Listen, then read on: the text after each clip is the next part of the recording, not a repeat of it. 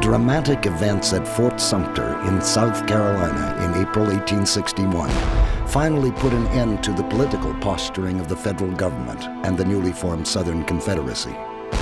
With the surrender of the United States fort, any small hope of a peaceful resolution of the deep-seated ideological differences that existed between the two sides had gone.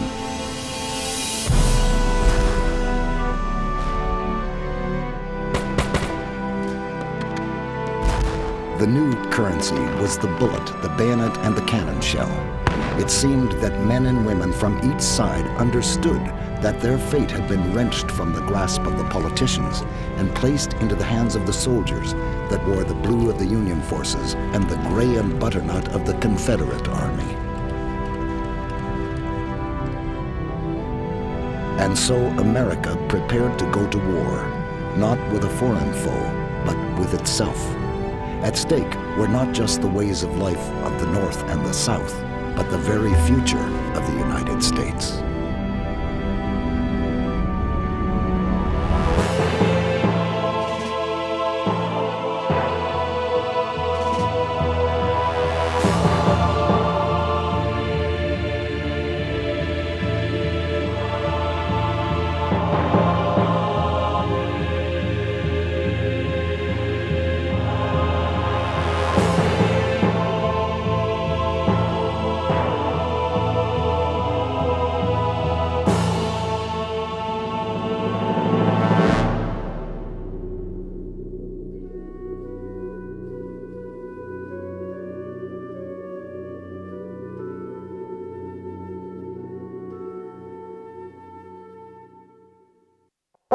Dear brother, they are volunteering right smartly here.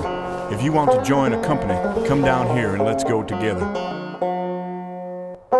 I have the best suit of clothes that ever I had in my life. War? I can't sleep. I can't study. I don't know as I can write. If a fellow wants to go with a girl now, he'd better enlist.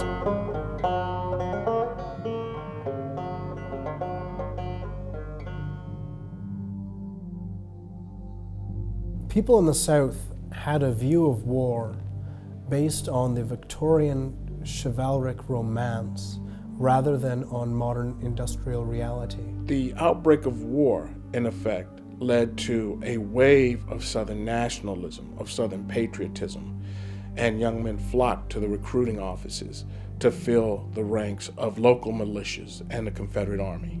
The people of the South felt that they had been aggrieved enough by what they perceived to be the abolitionist North, and now they had seceded and formed their own sovereign nation.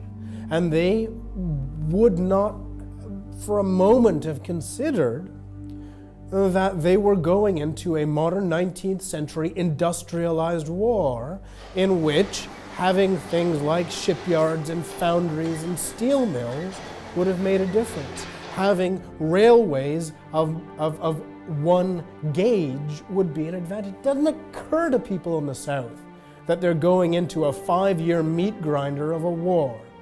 And as a result, the South goes to war with a romantic ideal as their paradigm of what war is all about. And it is a false paradigm. I think there was a lot of indignation in the North, and again, anger, similar to when the states of the Deep South seceded. How dare they secede? How dare they fire on the flag of the United States? And I believe the firing on Fort Sumter gave even those people in the North who were ambivalent about secession, it gave them sort of something to rally around, gave them something to look to and say, look, not only did they secede, not only did they destroy our Union, but now they've fired on our soldiers. It was viewed as treason against the United States. It was viewed as rebellion. It was viewed as heresy against the civic religion of America. And this anger led to a rise of Northern patriotism, of unionism. Northern men then rushed to their recruiting stations to fill the ranks of local militias, to join the Union Army. That meant that the North could not imagine a peaceful solution to this. Treason is punishable by death in the common imagination. And as a result, it was blood and war that would rectify the situation.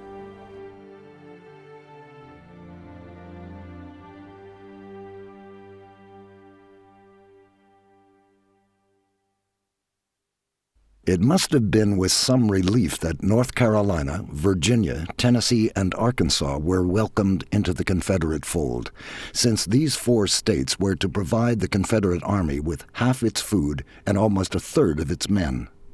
Virginia was also strategically important to the South, lying as it did across the Potomac, close to Washington, the federal capital. However, many citizens of Western Virginia were not crazy about the idea of secession from the federal government. In fact, that part of Virginia sent thousands of men to serve in the Union Army. In 1863, the western half of the state would itself secede from Virginia, giving birth to the new state of Western Virginia. Likewise, some men from eastern Tennessee formed their own regiments to serve in the Union Army. Another crucial state was Maryland. Sea communications between Washington and New York or Boston or Philadelphia are controlled by Maryland. You've got to go through Maryland or Virginia to get to the sea.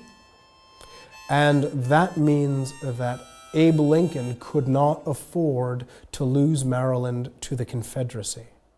And what Abe Lincoln does is he packs Maryland with so many northern militiamen, so many federal soldiers, that there is no physical way that Maryland can join the Confederacy. Even if the Maryland legislature votes to secede, they cannot physically leave the Union. And Maryland bows to that reality, and Maryland stays within the Union as a, for the moment, slave-owning state within the United States. Not all Southerners were gripped by secessionist fervor. Many people found themselves wrestling with the terrible dilemma of giving their loyalty to their country or their state. One soldier in the Union Army who agonized over this question was a certain Robert E. Lee, a man who would play a central role as the drama of the Civil War unfolded. Never a keen secessionist, Lee was actually offered command of all the Union forces, but his loyalty to his native Virginia, against which he famously said he could not raise his sword, persuaded him that his rightful place lay with the Confederate Army. Many of the best officers of the United States Army were Southern, including Robert E. Lee, and they resigned their commissions and went south. And even the Confederate President, Jefferson Davis, was a very experienced soldier from the Mexican War days, and he was a former Secretary of War for the United States. Compare that with the Northern Commander-in-Chief, Abraham Lincoln, whose entire military experience consisted of, I think, 80 days as the captain of some jackleg regiment out in the frontier in Illinois during the Black Hawk Indian Wars.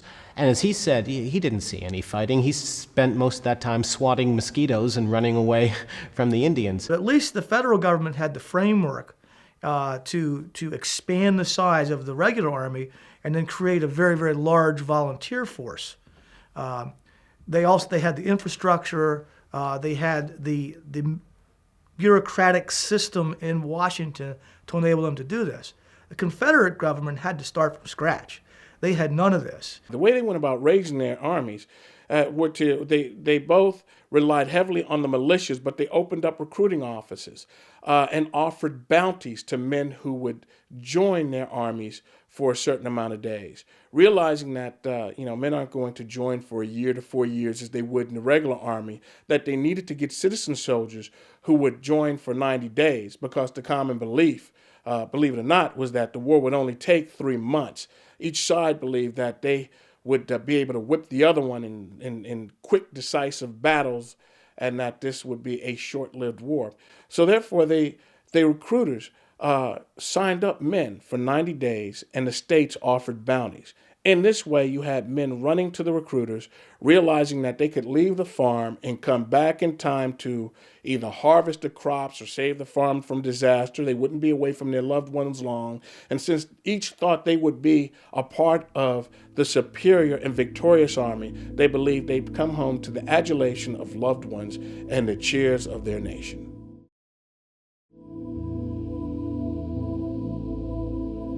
Perhaps it was the overall aims of both sides that had the greatest effect on military thinking. The South was about to fight a defensive war because, as Jefferson Davis had said, it merely wished to be left alone to live its life.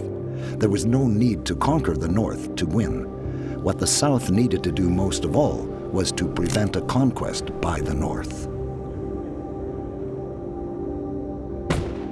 It was very different for the Federal Army. The South would have to be subdued for victory to be won.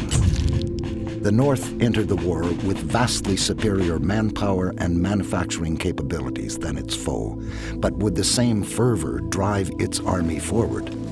It was not, after all, fighting for its very life, but to maintain the Union. There were even those who argued that the North should not go to war at all, and that the South, which was not self-sufficient, could be defeated merely by mounting effective blockades. The Northern public were calling for a quick and decisive victory, a single glorious triumph that would put the upstart South in its place and teach it a lesson. Forward to Richmond was the cry from some sections of the Northern press, for whom revenge for Fort Sumter was the minimum requirement. It was in May 1861 that the first notable casualty of the war came. Elmer E. Ellsworth was a colonel in the Union Army, an attorney by profession, and a personal friend of Abraham Lincoln. He was shot and killed by the keeper of a hotel in Alexandria, Virginia, as he tried to remove a Confederate flag from its roof. His death gave the North, briefly, another martyr. And so the pace quickened still further, until on a roasting July day in 1861, the Union and Confederate armies finally got their opportunity to face each other on the battlefield. To the soldiers of the South, the battle was called Manassas, but in the North, it was known as Bull Run.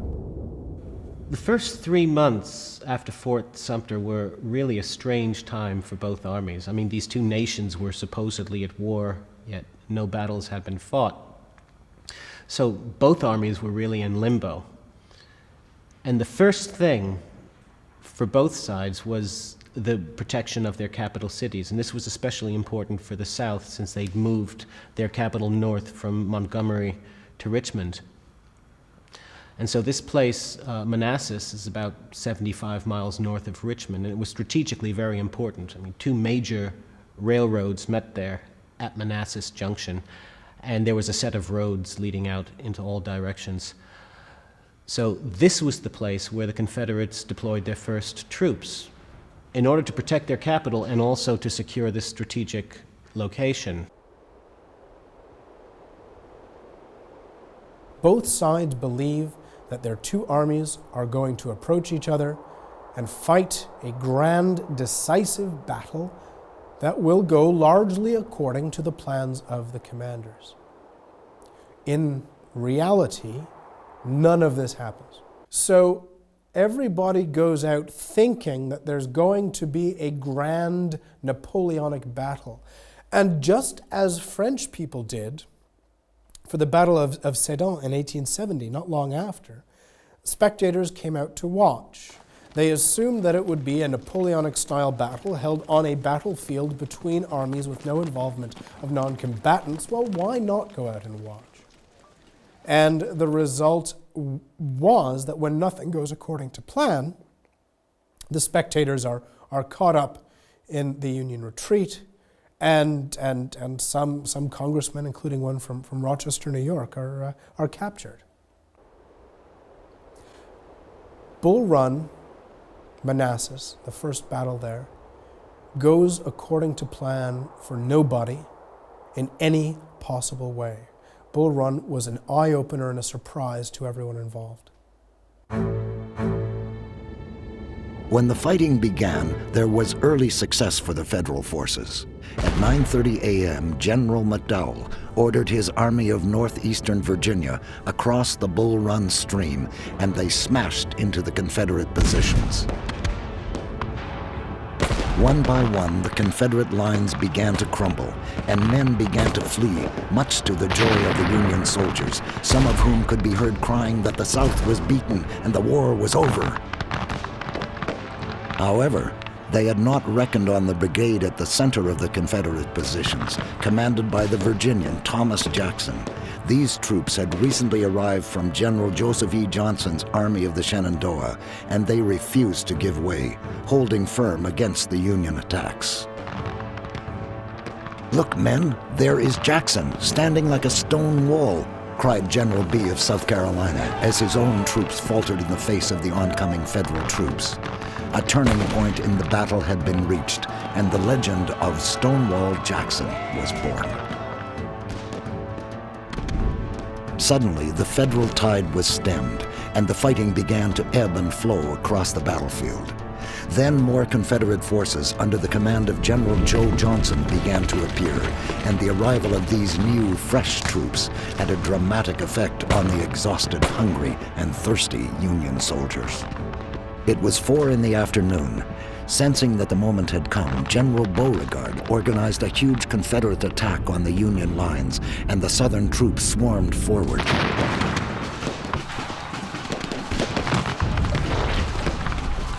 Incredibly, given the events of the morning, the Federal lines broke, and the Northern troops were soon in full retreat.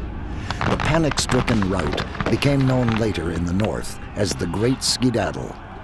The Southern Army that had been a whisker from defeat had now won total victory, and Washington, the capital of the Union, lay undefended before them. In light of the disorderly retreat of the Northern Army at the Battle of Manassas, a lot of people are surprised that the Southern Army did not push on and capture Washington. But this is the first battle. You're dealing with amateur troops, and you're dealing with a Southern Confederacy that whose strategy is more to wage a war of attrition, in which they would force the the Federal Army to bleed itself and sue for, and then allow the Southerners to sue for peace, than to actually wage an offensive war to capture Washington. This was not to be seen as a war of Southern aggression. All we want is to be left alone. Those were his words, and that's what he wanted the world to believe. But also, I think First Bull Run Manassas was such a muddle, such a mess, that it took quite a while for even the Confederate commanders to realize that they gained the victory. I think at one point Jefferson Davis actually rode up on horseback from the rear, and he looked around and he couldn't tell whether he was looking at victory or defeat. And one of the Confederate generals there, Joe Johnston, later said that the Southern forces seemed to be more disorganized by their victory than the Federals were by their defeat. Bull Run 1st Manassas had seen 4,500 men killed, seriously wounded, or taken prisoner from both sides. But as the fighting wore on, even these figures would pale when compared to the casualties at battles such as Shiloh, Antietam, Gettysburg, and Fredericksburg. The events of July 1861 gave the politicians, the military, and the public a severe jolt. The war was obviously not going to be won or lost in a day. It was going to be a long, hard road. The South was rocked by disagreements between those within the military that urged that the Southern Army attack Washington without delay, and the more cautious voices that were being heard in Richmond. In the North, General McDowell paid the price for the disaster at Manassas when the popular George B. McClellan replaced him. In 1861, the Coastal War also begins to take shape. The Union Navy, which is growing larger by the month, will begin to blockade the southern coast, and along the Gulf Coast and then up the Mississippi River. This is the Union Navy applying pressure, squeezing the life out of the Confederacy, while Union armies begin to apply pressure at different points. Lincoln's blockade at the South got off to a shaky start. It was porous, and there were many blockade runners, merchant ships that were getting through fairly easily. So many people, particularly in Europe, were calling it the paper blockade. You know, it worked well on paper, but it wasn't actually working well at sea. Now, towards the end of 1861, the Federal Navy was able to secure some important coastal ports like Hatteras in North Carolina and Ship Island in the Gulf, Port Royal in South Carolina, and some others. So they were able to strengthen the blockade towards the end of 1861. But the blockade was also sending mixed signals politically, and especially to the one power that both Lincoln and Davis desperately wanted to court, and that was Great Britain. And the problem was this, that in order to forestall European recognition of the Confederacy, Lincoln maintained from the beginning that this was not a war between two powers. It was merely a domestic insurrection to be put down locally. It was a purely internal affair. And so a number of prominent people in Europe, particularly Britain, were saying, well, all right, if this is just a domestic insurrection, a local affair, then what in the world is the President of the United States doing blockading his own people? That's an act of barbarity. And they argued that if Lincoln wanted them to respect the blockade as a legitimate war measure under international maritime law, then he in turn would have to admit that the Confederacy was in fact a legitimate belligerent power with all the rights that are due to them from other neutral nations at war. So in effect, the blockade was giving the Confederacy more legitimacy than Lincoln actually wanted them to have. During the early weeks and months of 1862, the thoughts of both sides turned more sharply to the prosecution of the war at sea. The fact was that in the mid-19th century, America was far from being a naval power. When war came, the Federal and Confederate navies were as chronically unprepared as their armies, and the race for supremacy of the seas soon began. It was a huge task. One thing, though, was abundantly clear to all. The old wooden ships could not hope to withstand a bombardment from the new artillery shells. Throughout the 19th century, guns get more accurate, guns get more powerful, and are quicker to reload, relay, and fire. And that means that ships have got to deal with other ships and with shore batteries that have got stronger and stronger guns in them. The Confederates develop an ironclad ship, the Confederate States ship Virginia, which was built on the hull of the old USS Merrimack.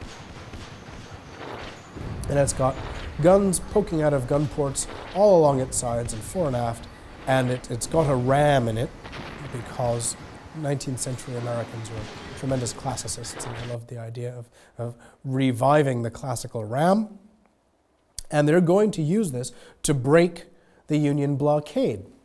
This thing steamed out of Hampton Road and immediately began to engage the wooden Union warships that were protecting the supply ships and other vessels that were supplying George McClellan's army. And the Virginia immediately begins to sink and set fire to some of these ships. It was not a seaworthy vessel. It was a barge. It could barely move. It sailed like a pig, but it had a lot of guns and it was covered with iron. Luckily for the United States Navy and for the U.S. Army operating in the peninsula, naval experts had thought about this earlier, and they came up with their own contraption. It was the brainchild of a Swedish inventor by the name of John Ericsson. It was called the USS Monitor. The Monitor put its guns in a rotating turret, which was new. It had almost no freeboard. That is, it didn't stick out above the water much, which was new. All the accommodation and running gear and everything was below decks and below the water line, which was new. It was the first, perhaps the first modern warship.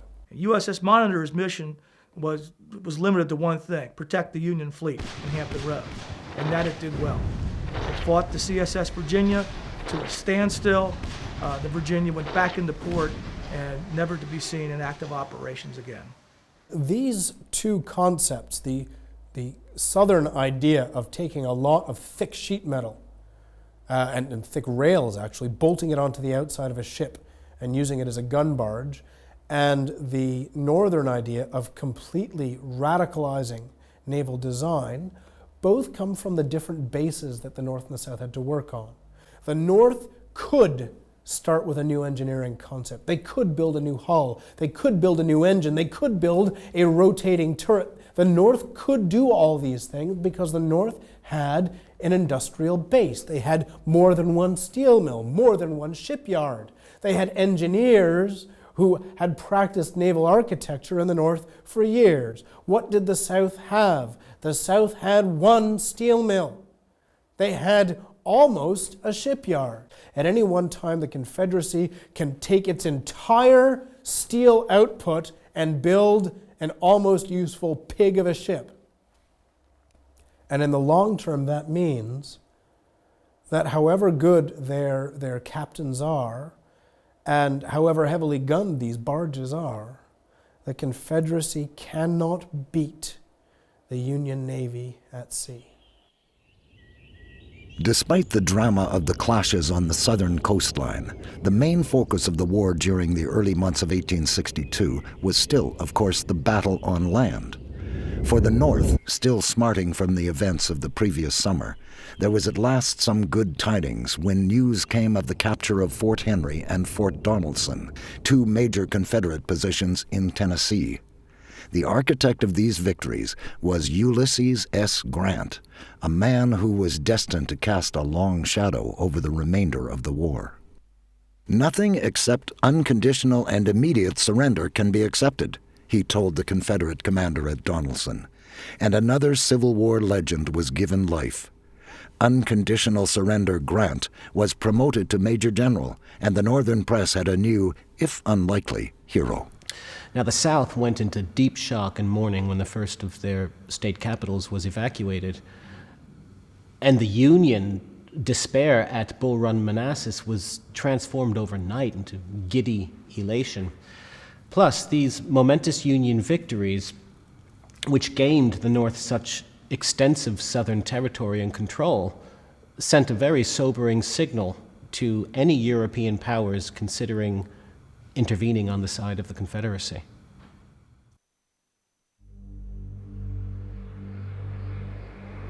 The scene was now set for one of the bloodiest episodes of the entire war. It came on April 6, 1862, a beautiful Sunday morning along the banks of the Tennessee River in southwestern Tennessee. The place was near Shiloh Church. In Hebrew, it means tranquility. Never can a place have been given such an inappropriate name.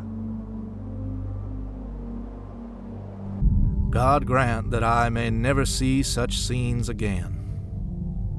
Their cannonade was like a mighty hurricane sweeping all before it. The Battle of Shiloh, which was called the Battle of Pittsburgh Landing in the North, was the bloodiest battle of the war, to point.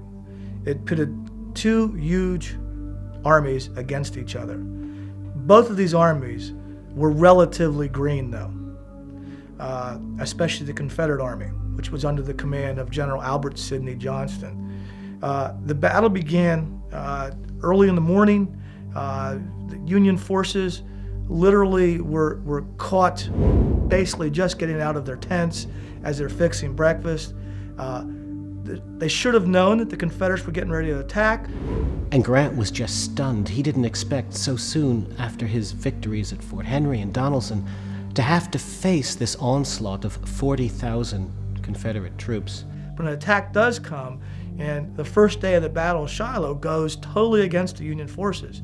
At the battle of what's called the Battle of the Hornet's Nest, a Union brigade gets surrounded. Confederate artillery is brought up, and they blast the Union defenders almost at point-blank range.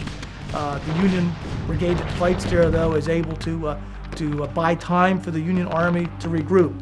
Luckily, nightfall sets in, and luckily for U.S. Grant, who's back at Pittsburgh Landing on the Tennessee River, luckily for him, Union reinforcements begin to arrive during the night. They're shuttled across the river by the Union Navy, and he is able to launch a massive counterattack the next day, and is able to get back all of the ground that he had lost from the previous day and force the Confederates to evacuate the field. So although Shiloh is a near-run thing, it is still a pretty clear-cut victory for the North and another laurel for U.S. Grant to put in his hat. But the cost was staggering. Tens of thousands of casualties on both sides.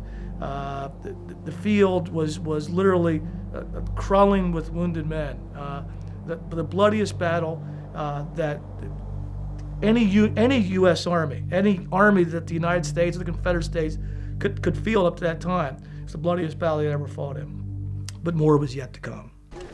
The suffering of the poor wounded on both sides during the wild night of April 6th and 7th is hard to comprehend. As the surgeons worked like fury, piles of bloody amputated limbs began to form, horrific testimonies to the ferocity of the fighting. It was said that wild pigs from the surrounding woods feasted on the bodies of the dead and dying.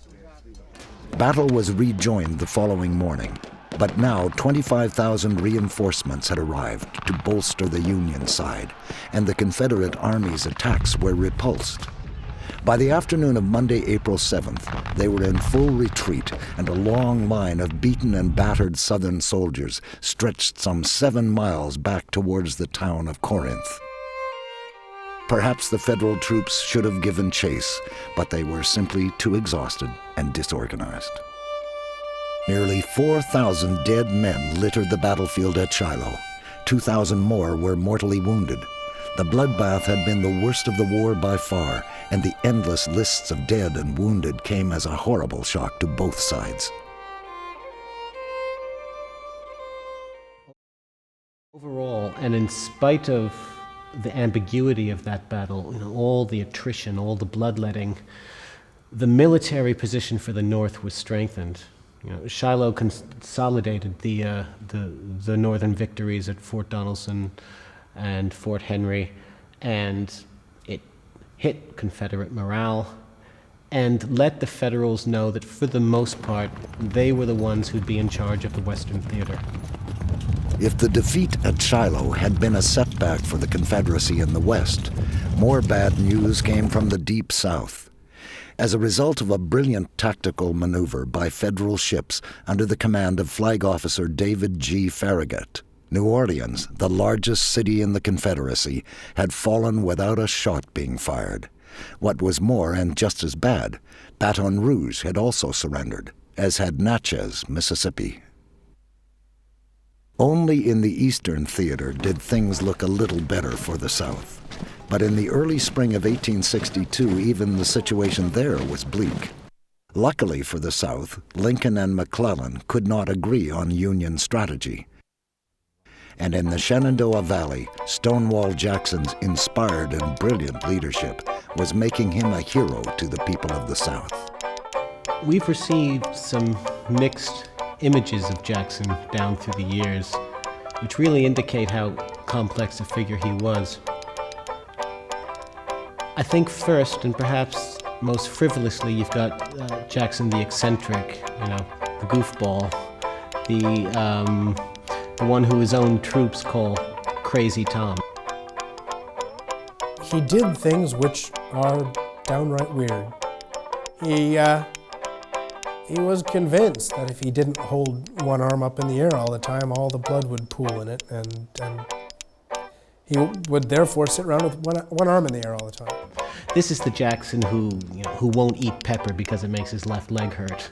The one who's always sucking on lemons in order to cure his sour stomach. Perhaps this is the Jackson who seems to have a direct line to God, like John Brown said he had, so he gets divine inspiration for his military strategies. And then I think most importantly, you've got the military strategist, the military professor, which he was. He was a stern taskmaster and a risk taker. His ability to march his troops over long distances in a short amount of time earned him a lot of accolade. In fact, his unit was called Jackson's Foot Cavalry. He was not afraid to fight, and he wasn't afraid to take a risk. And therefore, his tactics and strategies are in line with those of his commander, General Robert E. Lee. He was an absolutely useless lecturer in military science, but a brilliant practitioner of military science. He suddenly became almost a textbook military genius. While the Jackson legend continued to grow, McClellan's cautious progress on the Virginia Peninsula was earning him the nickname the Virginia Creeper. Lincoln had become angry and frustrated by the slow speed of the Union advance towards the Confederate capital of Richmond. Although, to be fair to McClellan, terrible weather was hindering the movement of the Union troops. Less understandable, perhaps, was the constant suspicion of the Union commander that his enemy outnumbered him. Eventually, McClellan's troops pushed on to within 5 miles of the Confederate capital. Inside the city, there was chaos as the people feared the worst. Even Jefferson Davis's government prepared to pack up and leave. It fell to Joe Johnson to march his men south of the Chickahominy River, where they fought a savage 2-day battle at Fair Oaks. In the South, the battle was known as Seven Pines, and it cost the Southern Army 6,000 casualties, one of whom was Johnson himself, who received serious wounds. The North, meanwhile, suffered the loss of 5,000 men, and McClellan pleaded with Lincoln for reinforcements that were not forthcoming. The Battle of Fair Oaks was inconclusive, and it left Davis without a commander for the defense of Richmond. It did not seem so at the time, but the Confederate president's appointment of his senior military advisor, Robert E. Lee, as replacement for the wounded Johnson was something of a masterstroke. Well, Robert E. Lee certainly is considered one of the greatest generals in American history. Lee was a very well-respected man in both armies.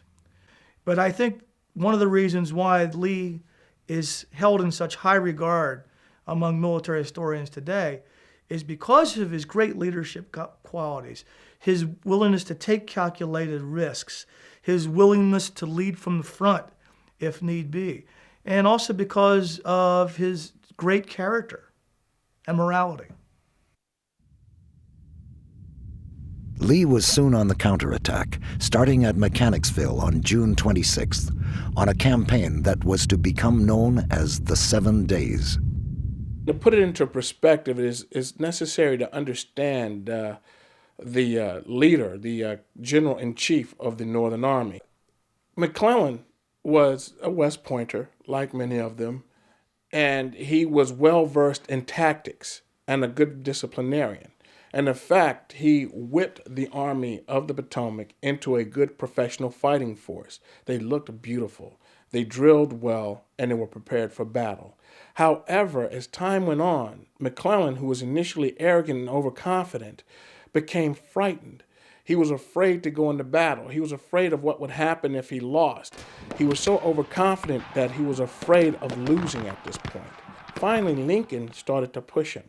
He threatened to remove him if he didn't make a move, to just cross the river and attack the Confederates. Well, McClellan came up with a plan. He would enter Richmond. Instead of attacking the army, he would capture Richmond by going up the Potomac and entering Richmond through the back. He'd go down the York Rivers. And so, in doing so, he'd come into Richmond through the back door. Detecting this move and the possibility of other movements, Robert E. Lee called his forces in around Richmond to protect Richmond. When McClellan arrives, he encounters a Confederate force which he overestimates in size. He acts too cautiously, and throughout this campaign, he doesn't throw his full weight against Richmond. Likewise, Lee and his commanders are afraid that the Union forces would be able to overwhelm them and break through. What will occur next is that he finally, after several losses, which aren't that decisive, I mean, he almost overwhelms the Confederate forces at several times, Gaines Mills and Fair Oaks, but he begins to pull back towards Harrison's Landing, where the Navy can protect him. At that point, Lee and his forces began to take the offensive. Sensing his fear, like an animal, they attack. At this point, he starts to pull back, and the campaign is over. Richmond is safe. McClellan has failed. Failed not because he didn't have the resources. He failed because of fear. The 7 Days Campaign saw yet more terrible bloodshed and appalling losses on both sides. More than 30,000 men were killed, wounded, or captured. The bloody battles of the previous 3 months had brought another unwelcome dimension to the fighting, that of the need for revenge. Both the Union and Confederate armies had now suffered defeats and reverses that needed to be avenged, and as a result, the prospect of peace disappeared even further into the distance. The war was now more than a year old, and the North and the South were staring into an abyss.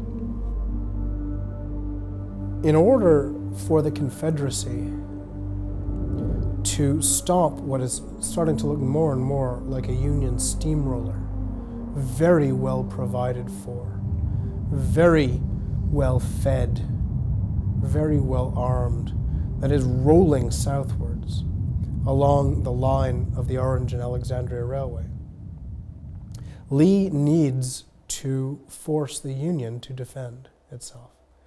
And at the second Battle of Bull Run, second Manassas, what Lee and Jackson succeed in doing is forcing the Union onto the defensive by attacking their supply lines, by going for the key Manassas Junction supply depot. There were 7 days of fighting in and around Bull Run, and at the end of it, and for the first time in the war, it's the Confederates who are poised as the invading army. John Pope and his troops fought a rearguard action all the way back to Washington, near about. So this meant that with an army half the size of the combined Northern forces, Robert E. Lee was able to push that war right back to Lincoln's doorstep, to within 20 miles of Washington. In September 1862, the spotlight was once more turned onto the state of Maryland. Lee, as bold as ever, was determined to follow up on the victory at Second Manassas by taking the war to the front porch of the Union, and there was genuine hope now on the southern side, rising mainly from what appeared to be the crumbling state of the Union. Disagreements and divisions, both military and political, an upcoming election that the Republicans were far from certain of winning, all combined to convince the Confederate Army that one last push might bring the entire shaky northern edifice crashing down. So it was that on September 14, 1862, 50,000 troops of the Army of Northern Virginia crossed the Potomac River into Maryland. They were a mere 30 miles from Washington, and this time it was the federal capital that was thrown into a panic. Politically, an invasion of the North might just tip the balance enough to bring along European recognition of the Confederacy, which was still being withheld. And also, I think most importantly, as Lee himself proposed to Jefferson Davis, an invasion of the North would enable the Confederacy to hold out an olive branch from a position of strength without making it seem like an act of Southern aggression. The idea was to encourage the Northern anti-war faction to boot Lincoln and the Republicans out of office and to elect a peace faction which would agree to an amicable separation rather than to prolong the war. And the only way to do this was to invade Maryland. And he sought to do this in 1862 at a place called Antietam. Now, the battlefield wasn't at his choosing, But his plans were discovered by federal troops, a federal patrol. They found a package on the ground, a package carelessly left by a Confederate officer. And this package contained 3 cigars wrapped in the secret orders, in Lee's secret orders. And when they opened up the package, took out the cigars, and read the orders, they could return them. And federal officers knew exactly where and what Lee was doing, and they were prepared for him. At 6 a.m. on September 17, 1862, federal forces hurled themselves upon the Confederate left flank, attacking Stonewall Jackson's troops through a cornfield that stood between them and their objective. Amid scenes of the most shocking carnage, it seemed that the Union troops were about to take their objective, but a frantic counterattack by General John Bell Hood's division drove them back into the cornfield. 15 times in 4 hours, the cornfield changed hands. 8,000 men fell trying to secure it for their side. As the fighting raged on the Confederate left flank, a bitter struggle was also developing in its center. Here was a natural sunken road, a fine defensive position for the Southern troops, and a place that was to earn the chilling epithet, Bloody Lane.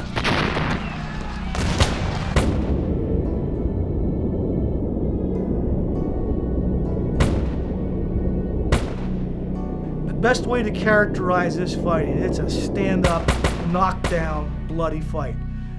Union brigades will be brought up. They will be brought directly in front of the Confederates defending the lane, and they will stand there and just slug it out with the Confederate forces. Confederates, of course, have an advantage in that they are being protected from this natural breastwork of the sunken lane. They've knocked down the Virginia snake rail fences that run along the length of the lane, and they're using that as breastworks too. But the Union forces are coming in on higher ground, and eventually, and because they have more forces, they will envelop the Confederate flanks, and because of that higher position, will force the Confederates to eventually retreat.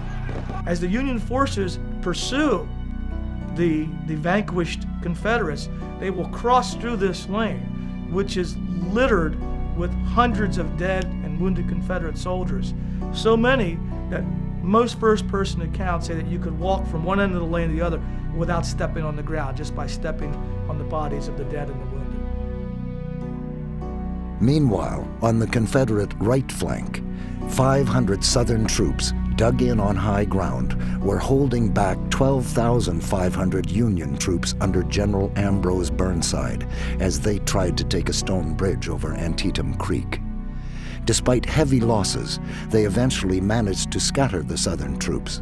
But as the victorious Yankees pushed on and were about to envelop the Confederate line, reinforcements in the shape of the Confederate Light Division under A.P. Hill arrived to rip into the left flank of Burnside's men.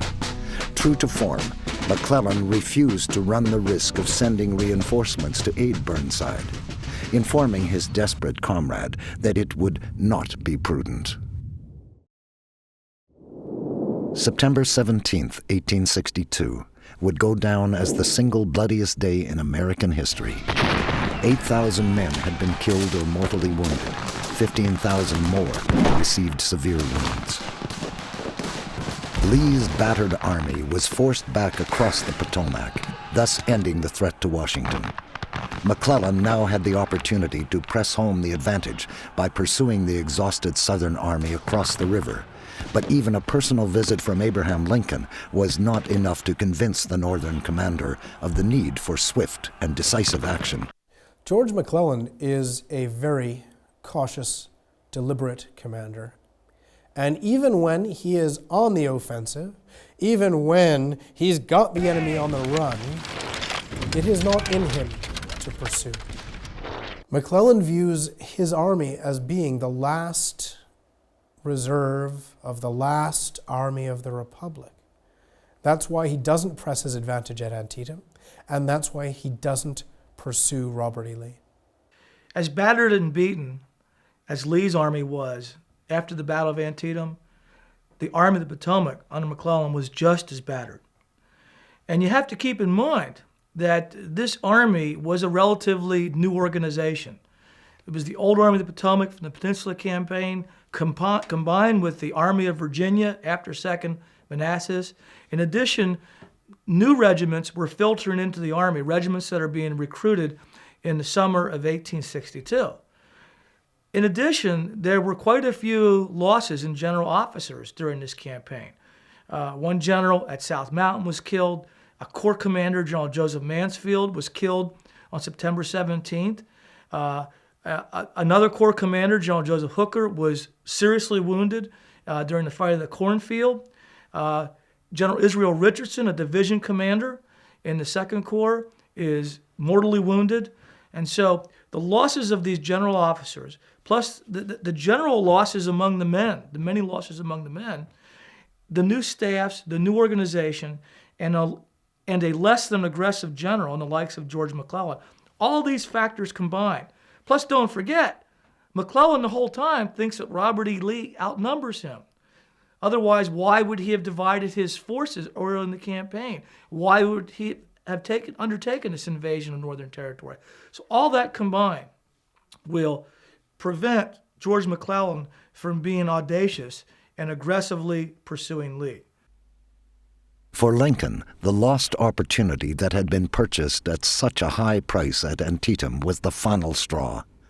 Now certain that McClellan was not up to the job, after he made countless excuses for not aggressively pursuing his beaten foe, Lincoln relieved the Northern commander of his duties on November 7th.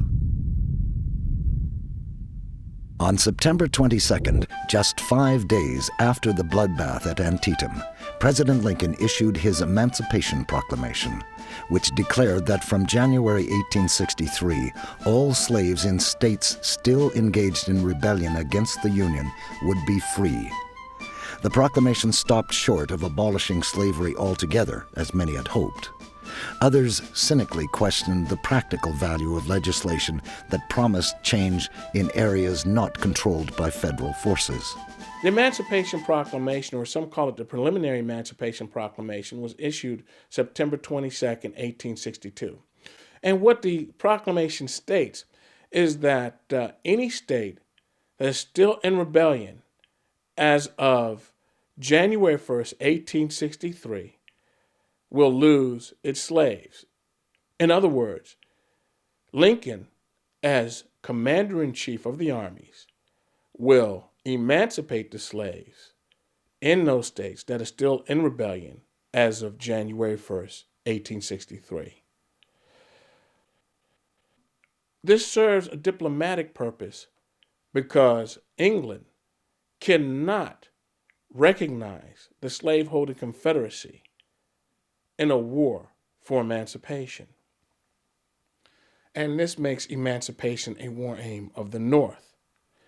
Likewise, what it says to the Confederacy, if you give up, if the state comes back to us now, slavery will be protected. And they have an example of that. Maryland in 1862 is still a slave state, bordering on Washington, D.C., and those fugitive slaves that run from Maryland are promptly returned to their slaveholders. Now, there's a third aspect of this Emancipation Proclamation which will change the United States military and the United States forever.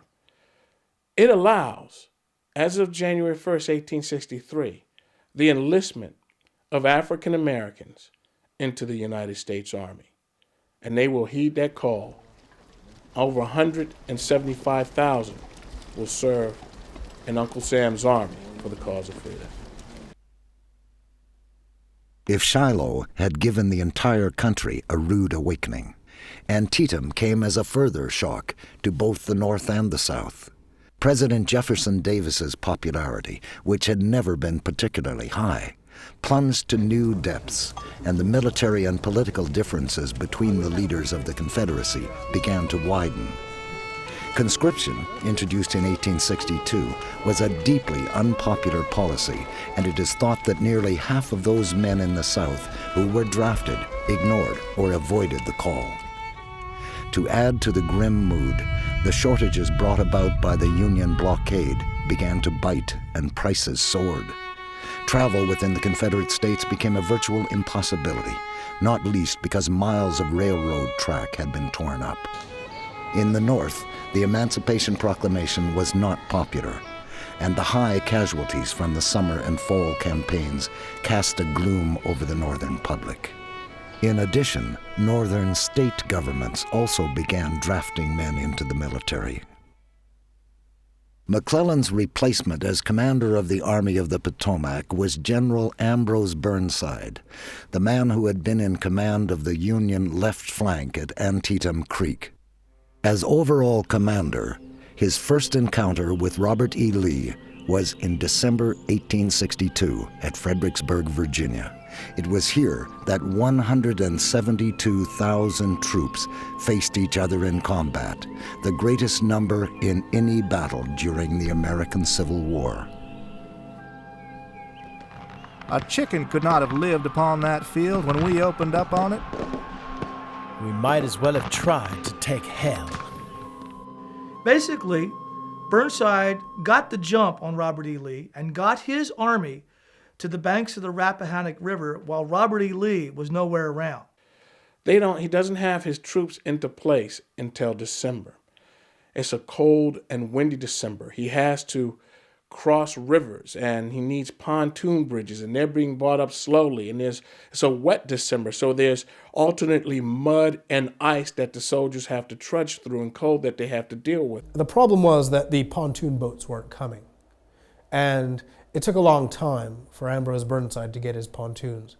And that meant that he wasn't able to build his bridges on schedule. And that meant that the rebels had time to quite deliberately build some excellent firing positions with two corps up on Marye's Heights overlooking the Union crossings at Fredericksburg.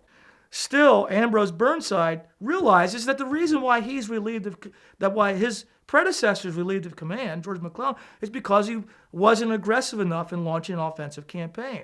So he knew he had to attack before winter set in.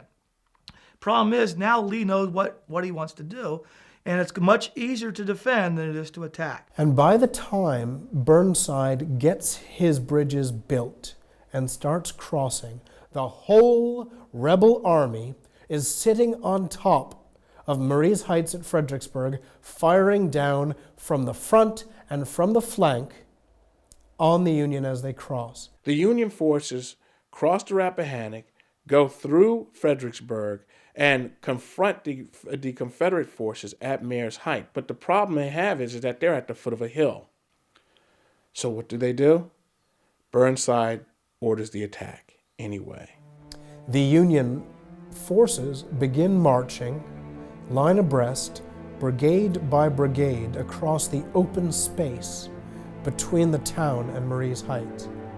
And the rebels are standing behind a slightly sunken road, behind a stout stone wall in a natural trench system. To the front and to the flank, they're along a ridge, a bare ridge that can fire into the flank of the Union forces as they walk up this hill.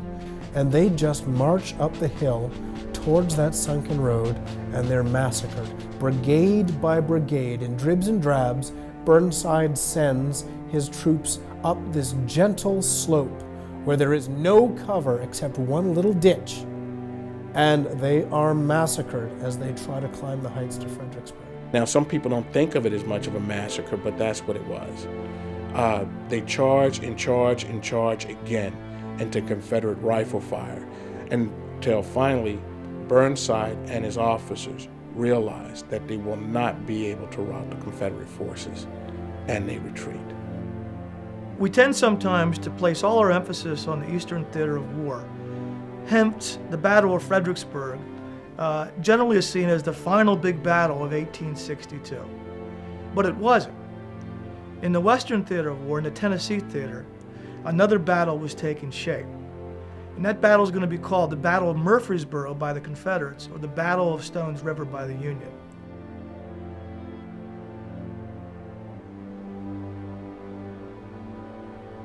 Here, between December 31st, 1862, and January 2, 1863, the Confederate General Braxton Bragg, commanding the Army of Tennessee, faced the Union General William S. Rosecrans, commander of the Army of the Cumberland.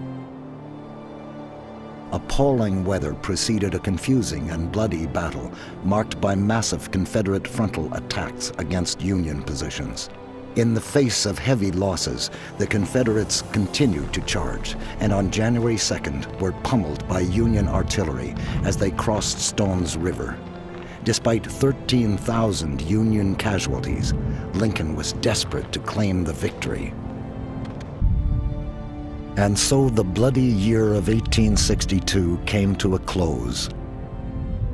For all the pain and suffering, deprivation and hardship, broken bodies and makeshift graves, was an end to the war any nearer? It seemed not. In the North, a poor showing in the November elections and the disaster at Fredericksburg had put Lincoln under enormous pressure. Some thought the strain was beginning to tell. In the South, the victory at Fredericksburg had come as a welcome boost, and anyway, there was little else to do but carry on. Already thousands of sons of the South had died to preserve the Southern way of life. The Confederacy had come within a hair's breadth of defeat, and within touching distance of victory. The war was not even halfway through, and the sacrifices made by the men and women of the North and the South were far from over. In fact, though few would have believed it possible, matters were to get steadily worse.